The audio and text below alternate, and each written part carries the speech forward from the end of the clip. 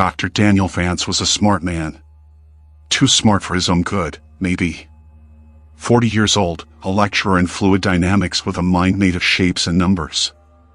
No one knows why, but one day, on a whim, he crunched the numbers on the apocalypse and came to a troubling conclusion. He didn't share exactly what it was he deduced, but given that he immediately quit his job and liquidated his many assets, it's fair to say it wasn't positive. Swept up in the wake of this tremendous upheaval was his wife, a 24-year-old PhD student who had grown infatuated with Daniel some time before. She loved the strange bear of a man who could just as easily build a log cabin as he could explain the idiosyncrasies of an asteroid's orbit. Speaking to Daniel always left you with the profound impression he was right, so when he told her what he wanted to do, she agreed. 15 years and 5 children later, the Vances were living in the distant woods just beyond my hometown. They were enigmatic, richer than the Pope, and extremely serious about their prepper lifestyle. But they were also funny, easygoing, and incredibly compelling to speak to. Larger-than-life survivalists who swept into town with bizarre requests that thrilled local businesses. Vast quantities of cement, iron, lead, and steel were all shipped through the remote mountains so that the Vances could build their shelter. The advanced methods they used to keep it secret were legendary.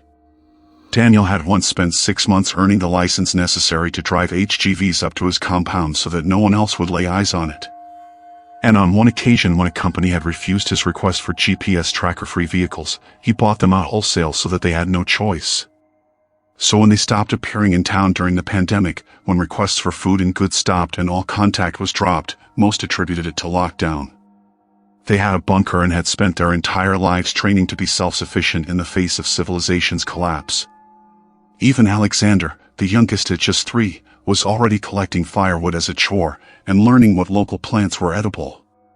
Most of us just assumed that if anyone could ride out COVID without breaking a sweat, it would be the Vances. The reality turned out to be something else. When the worst came to light, we discovered that Daniel had used the pandemic as an excuse for a dry run. The family intended to spend 6 months in lockdown and essentially beta test their fallout bunker. 3 months in and the sheriff received a distress call on the radio. Coordinates were provided by the hushed voice of a sobbing child that most assumed was Alexander, even though that's never been proven. The police arrived and found the bunker still sealed. It took hours for emergency responders to cut into the door, all the while efforts were made to contact the family within, but to no avail. Once inside, police were left dumbfounded. There was no one to be rescued. No bodies. No survivors. There was evidence the door's locking mechanism had failed and trapped the Vances inside with no way out, but if so, where had they gone? Beds and cots lay everywhere with moldering yellow sheets, buckets close to hand with stains all around them. Some doors were barred, others smashed to pieces. There was even evidence of makeshift quarantines and, in places, what looked like violence. The police, usually a fantastic source of gossip, were not forthcoming until the town demanded answers and the sheriff was forced to offer only the barest of outlines. An outbreak of a waterborne illness had struck the Vances down not long after they were locked inside and unable to seek help. Rumors of contagion were overstated, fueled by the unrelated rise of COVID. Whatever contaminant had killed the Vances, it was non-organic in nature. No need to panic. The Vances' loved ones had been notified. The bunker was going to be demolished, and we could all put this terrible tragedy behind us. Of course we still had questions. 1,000 of them. Why hadn't the family called for help? They had radios, computers, smartphones too. They were survivalists, not Amish. And where were they? What had happened to their bodies? Why hadn't they simply left? We shouted these and more at the town meeting, but the police simply refused to comment. For most of us, the excitement lasted another week or two until we realized we weren't getting answers anytime soon. Besides, the pandemic was in full swing and most of us had other things to worry about. The tragic story eventually faded until it was just one of those awful things in the town's history that we didn't talk about. I was as guilty as anyone else of just forgetting about it.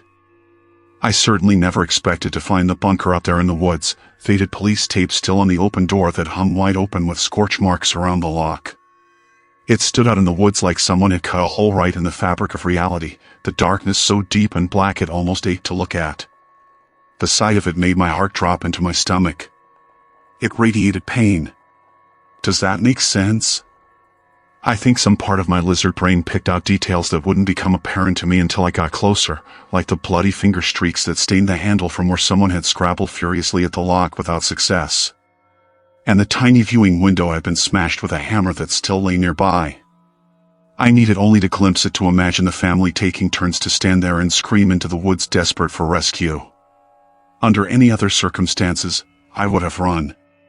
But I'd gone there looking for my dog, and my light revealed a few wet paw prints making their way down the dusty concrete tunnel. Half Bernese and half collie, Ripley is the sort of dog who trembles in my arms when a storm buffets the windows and needs his paws held when we brush him. I love him.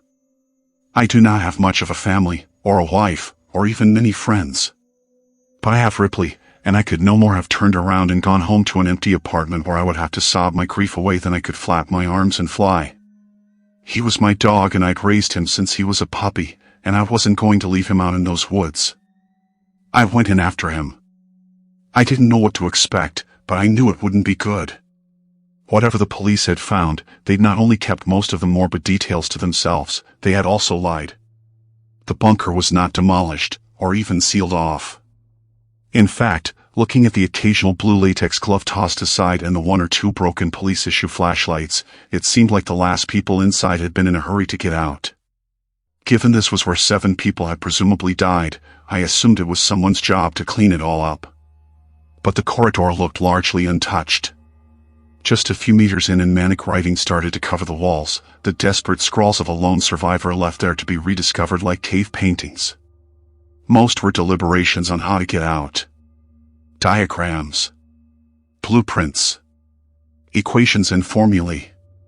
All focused on the door and the circuits responsible for its faulty lock. I instinctively assumed they belonged to Daniel and that he'd been the last to die. What a god-awful fate for a man to outlive his children. And yet it got worse. Slowly the writing changed from equations and plans to a desperate scrawl. The same few phrases repeated over and over. 5 doors. 5. Not 6. 6. Didn't make it. Didn't make it. 6 doors. 6. It seemed like the kind of thing you'd find in an asylum. A psychotic rambling punctuated only by 6 paragraphs right at the end. Each letter was impeccably neat, and each small paragraph was topped with a beautifully drawn Christian cross. Elliot Vance, aged 15. A gifted guitarist. He liked boys even though he thought I did not know. I loved him with everything I had. He would have made a great man. Alicia Vance, aged 14. She liked to paint and to shoot. She had her mother's mean streak. It would have served her well in the future. Elijah Vance, aged 8. The smartest of us all. These were Daniel's memorials to his family, and seeing the words lit up by my torch was a haunting insight into the overwhelming despair he'd endured. He must have realized he wouldn't get the chance to speak at his family's funerals or to write their obituaries. This was his last desperate way of making sure the world might one day know them as he did, as real people. The words marked the end of the tunnel, standing adjacent to a trapdoor in the ground. It was not open, but the tunnel came to a dead end immediately afterwards and Ripley's prints disappeared at the hatch. I feared he might be in danger, but still I stopped and looked at the bunker door 20 meters behind me. The once gloomy forest looked so bright, even on this cloudy day, the air dotted with rain. A part of me felt like I was leaving the whole world behind as I began to climb the ladder down. I entered a large circular living space that was packed with furniture and little nooks and crannies. The walls were covered with folding beds and tables, and every inch was multifunctional. A dining space could become a sitting space, which in turn might be where someone slept, or even exercised. It all depended on what particular bit of furniture you unfolded or unclipped or unfurled. 7 people in close quarters, nowhere near enough privacy. It made sense they went with this cluttered, overlapping use of space. But it was still a large room, bigger than most studio apartments. And there were a few corridors that led deeper into the earth, telling me the bunker had unseen depths. I looked for some sign of my dog and soon found his trail, but this far from the rainy copse Ripley's prints were starting to fade. After barely a few meters, they petered out vaguely in the direction of a nearby door. I wanted to follow but stopped myself from rushing onwards. It was unlikely Ripley was getting out any other way, and I'd do us no good getting hurt myself. I decided to take a look around and quickly spotted a dinner table. If I needed proof the police had not bothered with a cleanup, this was it.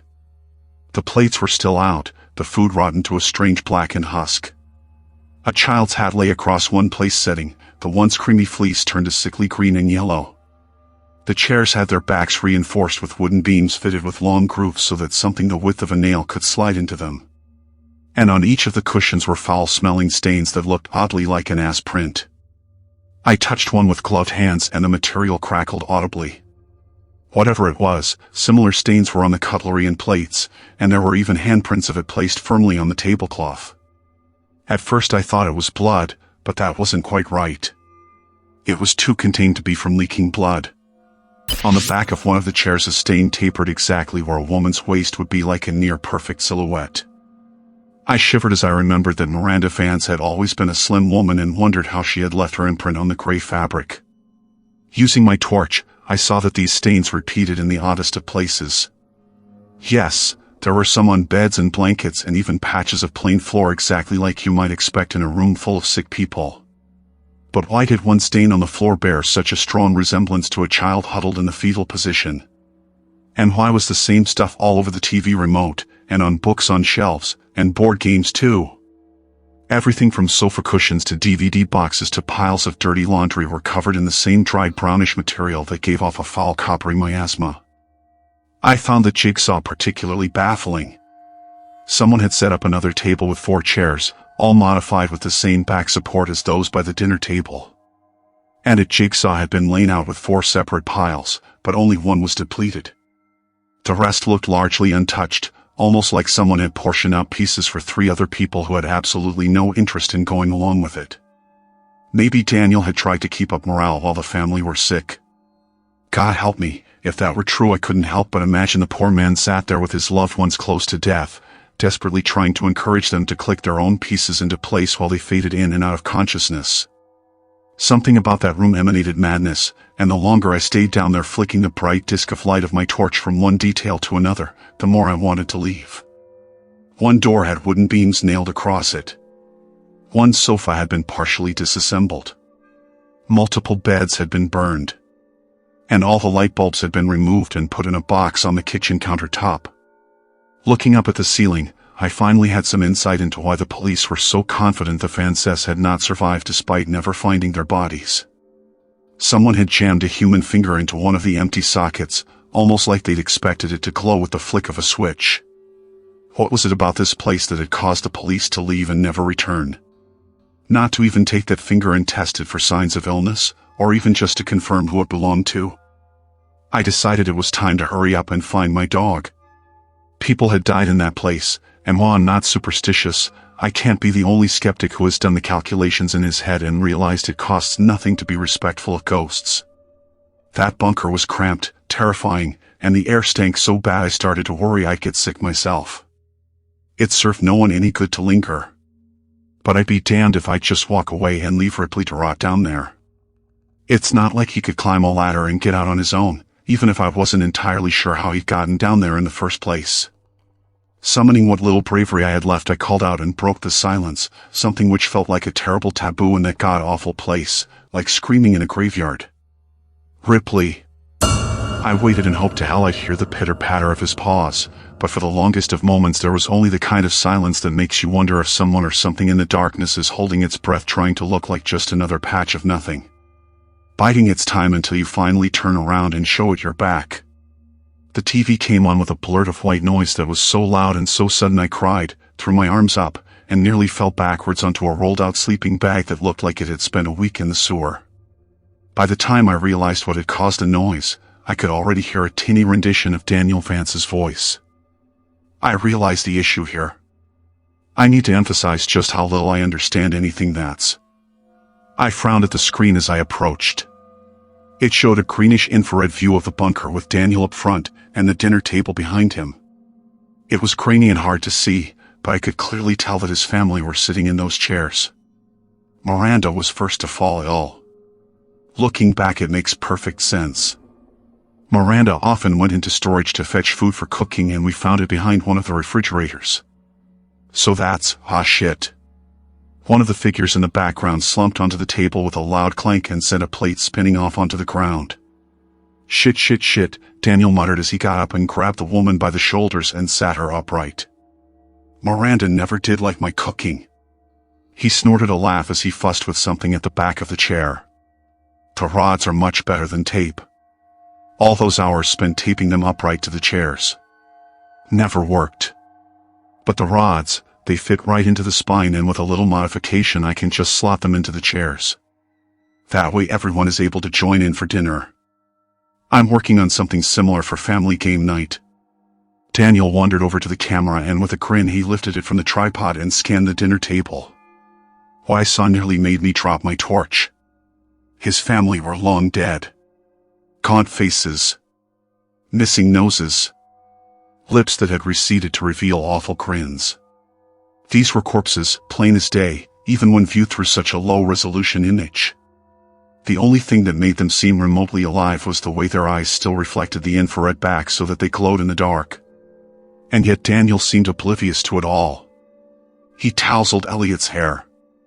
Kissed his wife on the cheek. Run a hand across one young girl's shoulder. He even picked the young Alexander up from his high chair, and I assume he coddled him. I don't know for sure because I looked away, unwilling to see the poor boy up close. Eyes averted from the screen, I couldn't help but pan my torch across to that same dinner table and shiver as I finally realized what all those stains were. Not quite blood. But close. Liquefying flesh. Left alone for months, Daniel had not put his family's bodies to rest. Instead, he had moved them around from place to place and puppeted them, living life as if nothing had really changed. Looking at where those stains had settled, I saw a clear pattern emerge. He had put them to bed. He had set them dinner. He had propped them up to watch TV, or gave them their favorite books. They even sat there as lifeless husks while Daniel waited for them to complete a fucking jigsaw. The idea horrified me to my core. Back to work. It's obviously not part of the original designs. No room on the other side, not on the blueprints. Elliot didn't believe me, and why would he? I made every inch of this place, but I did not install the door and storage on the bottom level. I checked the cameras and some of the photos I took during the build, and the wall is just blank. But the door is there now, and it must lead somewhere. I don't know when or why it opens, but it does, and the next time I'll be ready. Because I have to know what's on the other side, and why it did this to us. Alone down here, often all asleep at once. Anything could have slit our throats and been done with it. But it didn't. It took its time, and I have to know why. It took our radios and computers and phones. One by one. None of us noticing until it was far too late. I kept telling the kids they needed to take better care of their things, and even as they complained I just assumed the phones were lying behind some shelf. Where else could they go in a locked bunker? But it wasn't the children at all. Looking back, there are so many signs. Who kept taking away the lights? Who kept draining the batteries in our torches? How long did we live with it before we finally realized we weren't alone? Was it here every step of the way? A door out of nothing that leads to nowhere, at least most of the time. Because I know for a fact it does not always open onto a blank wall. There is something behind it. I can hear it shuffling around in there, with breath rattling in its lungs, a horrible sound I hear roaming these halls when it thinks I'm asleep. I listened to Daniel, fascinated by this strangely compelling rant, when movement caught my eye. An infrared camera running in the dark, its image a roiling mess of uniform noise. What was it I'd seen? I paused the tape and rewound. Squinting, I saw two pinpricks of light in the darkness just over Daniel's shoulder. Slowly, the image resolved itself in my mind. I knew what I was seeing, and it turned my blood to ice. Miranda Vance had turned her head, and her lifeless eyes glowed as she fixed them on the back of Daniel's head. Not even any point leaving at this stage. I'm no doctor, but that door is giving off enough radiation to kill a family of 7. If none of us had touched it. Being in the same room is risky, but not lethal. But given how sick we've become, it's pretty obvious our curiosity got the better of us, one by one, and we all got too close. Or maybe not. Maybe that thing on the other side came through and did this. I don't even kn. Wait, what was that? Daniel turned and the camera stopped recording. The image it froze on was of a lone man, bright as a star in the camera's lens, facing off against unknowable darkness broken only by 6 pairs of white, glowing eyes.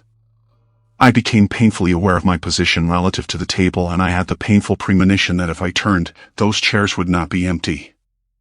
I would see the Vances, all of them, Daniel as well, waiting for me. Heads turned. Bodies left to rot for years in the dark. Behind me something shifted. It breathed. Loud. Quick. I knew what it was. I knew. It came at me so fast that when I felt something hot and wet touch my hand I screamed, only for the presence to suddenly recoil. But then, without hesitation, it leapt at me and bore me to the ground. I wept as Ripley licked my face. He was shivering and, worst of all, silent, which was not normal. He was not a quiet dog, not when greeting me and not when excited like he was now. But whatever he'd seen down here, he clung to me and dug his paws into my shoulders like he wanted to be cradled over the shoulder, something he has been too big to do for years. "Oh, you fucking idiot," I cooed in a soft whisper, and even in the dark I could feel his tail wagging. Joking aside, I felt nothing but relief at finding him. "Let's get the hell out of here." I picked him up, straining a little under the weight but refusing to give in to tired muscles, and made for the ladder. It wasn't easy climbing the 3 or 4 rungs to the hatch, but I managed it and gave the hatch a shove. First one hand, then 2. Again and again, with everything I had, but still that hatch refused to budge. Shit. I cried while pounding at it with my fists, but all I achieved was a sore wrist. The hatch had jammed when, somehow, the handle had been snapped clean off. Now I'd need a pair of pliers or something to cut through the metal bar locking it shut. My fingers couldn't move it, nor could I brute force the hatch open. The metal bar was an inch thick and, at the very least, I'd need some tools to get at it from this side. At least it's fixable, I thought as I climbed back down and caught my breath. On one wall I noticed a simple diagram of the bunker made in chalk. It had 3 floors. The bottom was storage. Daniel had mentioned that before, and I noticed that he had drawn through it with a large red X, and the top floor was labeled quarters, where I stood now. But the middle floor was labeled workshops, and it was there I realized that I'd find what I needed. There was one door that opened onto a concrete stairwell, and, standing at the top, I shone my light down the spiraling guardrails, unsure of what it was I hoped to see. There were only harsh shadows and the sense of something foul rising up on the air. A smell that tickled my throat and burned a little in my lungs. Had the police even gone down this far? Had they seen what I'd seen on that TV and just left? Somehow I thought it was unlikely that it had been enough to send the entire sheriff's department running, so was it something else that had done it? Something that had been enough to terrify dozens of armed men. Something that was almost definitely down there. The door. I went down quietly. At first I considered leaving Ripley behind, but after losing him the first time I decided I'd rather risk it just to know that he was right next to me. Besides, he was being quieter than I was, and I didn't feel much like going down those stairs on my own. He accompanied me with only the quiet click-clack of his paws on concrete, a sound I found deeply comforting as I barely managed to keep my torch from shaking in my hand and my breathing steady. Down 1 floor and I found the workshop exactly as you might expect. A large space filled with generators and fuel and water tanks and boilers and heaters and pretty much anything and everything that you'd need to survive but which you couldn't put outside due to fallout. Wires, pipes and tubes ran from one end of the room to the other, and even years later, most of the machinery still hummed in the pitch-black emptiness, an idea I found deeply unsettling. Taking one look at that strange tangle of harsh shapes and industrial figures looming out of the walls and floor, I shivered and looked around, quickly finding a small area Daniel had cordoned off for his own use. About a fifth of the total floor space, there was a large workbench and some seriously high-end machining equipment, all very well used. Lathes. Buzzsaws. Drills. Belt sanders. Welding torches. Everything a man needed to do it himself. And Daniel had been busy. I'm not sure exactly what it was he'd been working, but there was an arm on the bench. It sat atop a pile of papers that had slowly turned brown over the years until the whole thing looked like it had been soaked in tobacco spit. On the whiteboard was a faded but still visible diagram of what looked to me like a ball and socket joint. I thought of the tape, of Daniel's little mechanism to keep his family upright, and then looked at the arm and suppressed a momentary gag reflex. I don't know if Dan had been working on posable limbs, or just a way to put the decomposing remains back together after they'd started to fall apart, but the size of the arm suggested a preteen child, and he'd left it out on the surface like it was a disassembled clock. It was also missing a finger. Just how fucking crazy was he? I wondered as I pinched my nose with one hand and began overturning boxes looking for a hefty pair of pliers, or maybe a hacksaw. Ripley backed away from the noise, but once I made sure he wasn't going anywhere, I carried on grabbing and pulling at box after box, hoping I'd find what I was looking for. Anything to break that fucking metal bar. In the end, I managed to get a pair of bolt cutters, a crowbar, and a heavy-duty pair of pliers. One went in my pocket, one went down the back of my jeans, and the other was clutched in my fist, too large to be tucked away in my clothes. The bolt cutters felt hefty in my hand, which was a bit of comfort, but that feeling didn't last long. Something moved in the darkness, out there in the twisted jungle of shadows cast by all those pipes and wires that ran from one machine to the next. A figure moved. Thin, but unmistakably human in its outline. I couldn't help but remember what I'd seen on that tape. Surely it couldn't have been real? Maybe Daniel had rigged something up. Some fishing wire and a motor, maybe? The idea that those bodies had been moving on their own. I couldn't be sure of that, could I? It was a frightening idea, one my mind had latched onto out of sheer panic. That was all. And then I saw them. A pair of white pinpricks reflecting back at me from the depths of that cluttered room. Ripley, already behind me, had nuzzled into my leg, pushed even closer against me, and let out a barely audible whine under his breath. The behavior of a dog who was terrified, close to pissing himself with fear. Just a bit of metal, I told myself as the light shook so violently in my hand I struggled to see straight. Just two shiny bits of metal. They blinked and began to come towards me. If I had any doubts left, they were dispersed by the sight of a pale white hand emerging into the light. I ran straight to the stairs and went to climb them, but only 1 or 2 steps in and I saw something gripping the handrail on the top floor. A moldy clump of flesh only just recognizable as a fist, the flesh withered until the fingers were basically bone. Without meaning to, I brought my light up out of habit and I saw the bloated face of a hairless corpse glaring down at me. I couldn't even tell you if it had been a teenage girl or the 60-year-old Daniel. Either way, I instinctively turned and found another body shambling towards me out of the workshop. I was trapped. Nowhere to go. By the feel of warm fluid on the back of my leg, I could tell Ripley had finally pissed himself. An adult dog, tail between his legs, shivering like a puppy and desperate to be picked up. God, I needed him to just stay together for a little longer.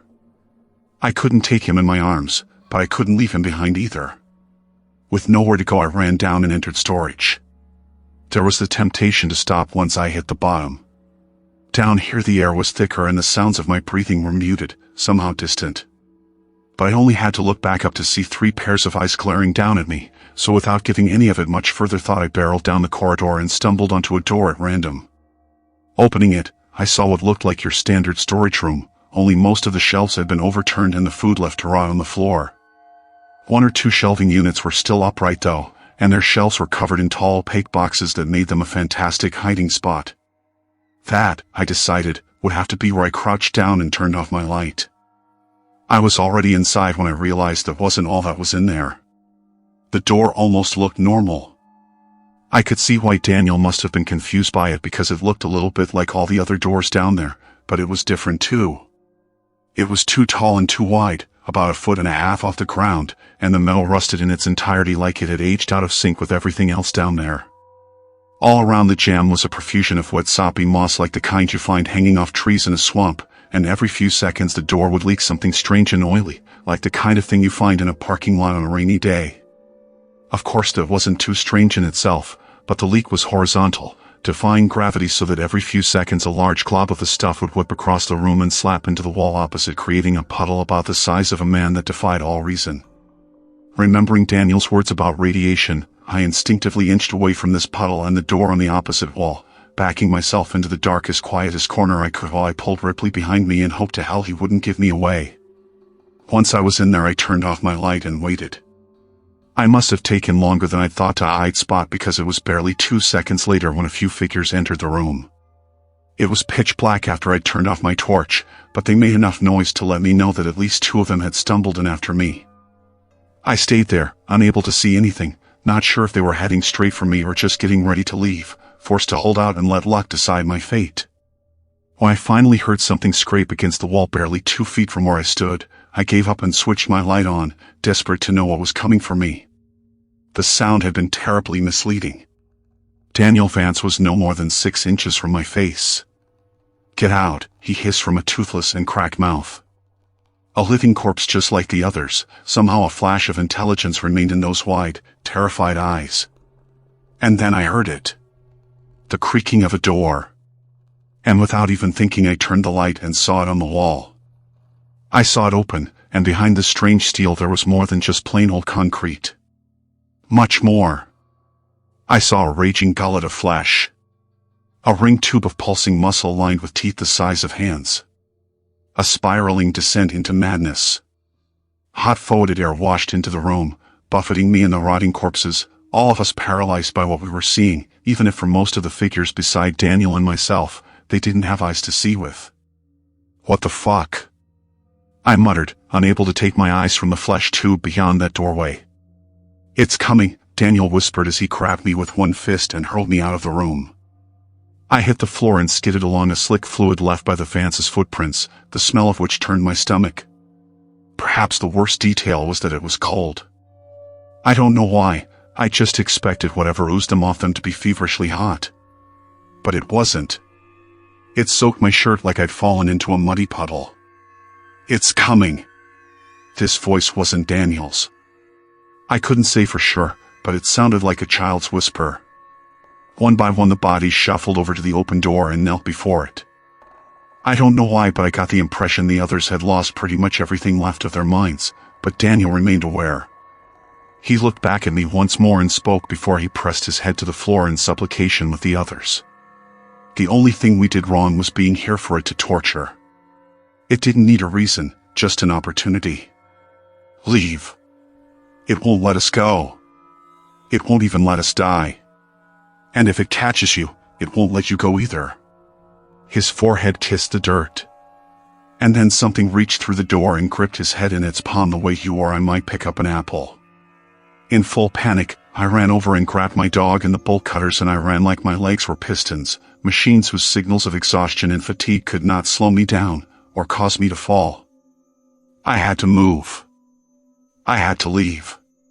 The hand that had grabbed Daniel, the sight of it flushed my mind clean like some kind of enema. It hurt to see the image replay in my mind, but there was nothing else in my head echoing around except the sight of fingers with one too many knuckles, and nails as large as a smartphone. I reached the top floor and nearly collapsed from breathlessness, but I wouldn't let myself stay down for long. I crawled over to the ladder and climbed up and immediately went to work trying to cut the metal lock.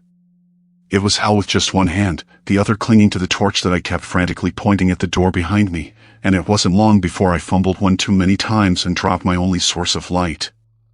No, I'm Hewed. But there was no time to look for it. I had to get out, and I had to get out fast.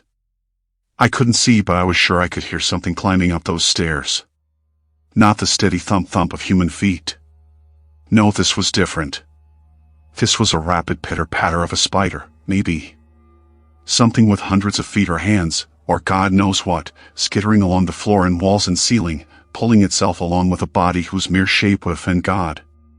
Using all my strength, I leaned hard on the bolt cutters and, at last, the bolt gave. I threw the hatch open and got just enough ambient light to see Ripley hovering at the bottom of the ladder, growling ineffectually at the doorway. I crouched down, scooped him up, and fled up the ladder so quickly that my muscles turned to jelly at the top and I fell over onto hands and knees. But still, I was out. The long corridor covered in writing was ahead of me, and at the very end a doorway tapped now by the tired blue light of a full moon. Ripley needed no encouragement. He whipped down the corridor with canine speed and I followed at a broken and stumbling crawl, eventually shouldering past the open door and collapsing onto the forest floor. For a few seconds I drifted in and out of consciousness, but when I looked up and saw the canopy overhead moving, the branches backlit by a full moon, I snapped awake and glared down at something gripping my ankle. The hand had reached out of the dark and seized me and was slowly dragging me back into the earth below. Whatever it was, most of its body lurked out of sight in the shadows behind the doorway, but the hand that crushed my leg was the size of my torso with an arm that looked like it belonged to a mole rat. I struck it with my own fist. I dug my nails in. I cried and kicked and screamed, but nothing could stop it. From behind the door, something like a face grinned and leered at me with joy. It was taking its time, sure enough, pulling me in so slowly that it gave my mind all the time in the world to appreciate the nightmare that awaited me. I think if, in that moment, you'd given me a gun, I would have shot myself because God help me I couldn't escape the look in Daniel's eyes, how he'd knelt to worship this thing like a man who knew that hope or pride or joy or anything with even a hint of goodness to it was so far out of reach for him it might as well be a dream. How long was this thing going to keep them down there?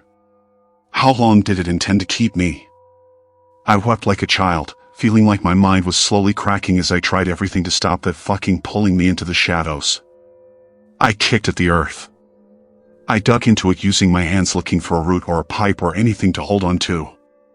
Nothing I did would slow it down. I was no more than a foot from the doorway when Ripley reappeared. A dog afraid of hoovers and plastic bags and doors that move on their own. A dog who once got stared down by a particularly feisty rabbit who stopped mid-chase and turned around, baffling the predator on its tail. A dog you couldn't even watch scary movies around. And he lunged at that arm like he was a wolf, like he'd always been one. And while he didn't quite break the skin, the pressure was enough to make the thing's grip weaken and I slid my leg out. Unable to stand, I knelt and grabbed the dog and pulled as hard as I could, and now that fucking thing bled at last as the pressure of the jaws and the sliding teeth ripped into its flesh. Together, at last, Ripley and I were let go and sent rolling backwards head over heels. I wasted no time waiting or looking or processing. I heaved the dog to my chest and crawled until I passed out, making it maybe half a kilometer away. Only when I could no longer see the door did I let myself fall to the ground face first and gave up consciousness. The doctor said I had pneumonia, which I suppose made some kind of sense. I might have even believed them were it not for the sheriff's visit, asking strange questions of me as I lay in bed about what I may or may not have seen. I dismissed them to the best of my ability. I wasn't interested in chasing that particular nightmare down, figuring out if it had been real or not, at least not while I lay there half drowning in my own infection. To be fair, I had at least some sympathy for why the police had done so little to seal that place off. I have, on occasion, thought about going and doing the job myself, but to this day I still have nightmares about being pulled into the dark beyond that door. Not just the bunker door, the one I narrowly avoided at the end, but the one below. What I saw was a kind of madness, I'm sure of it, and I often think of Daniel's words. It didn't need a reason, just an opportunity. Somehow, the Vances were that opportunity.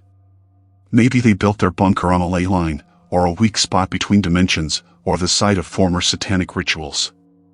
I'm not sure it even matters. They went into the dark thinking it'd be a safe place to wait out the world's troubles, but something had been down there waiting for them, waiting for a chance to get at a family of 7 people, to lock them in and deprive them of escape and slowly take from them everything it could. I've moved since then. Couldn't help it. It wasn't just the memories you see. It was the shortwave radio I kept in my basement. Something my father passed on to me when I was just a boy. God, I'd forgotten about it, at least until I woke up one day to the sound of it blaring white noise down in the dark. And buried in that sound was the faint whispering of a man, his voice barely recognizable, but unmistakably his.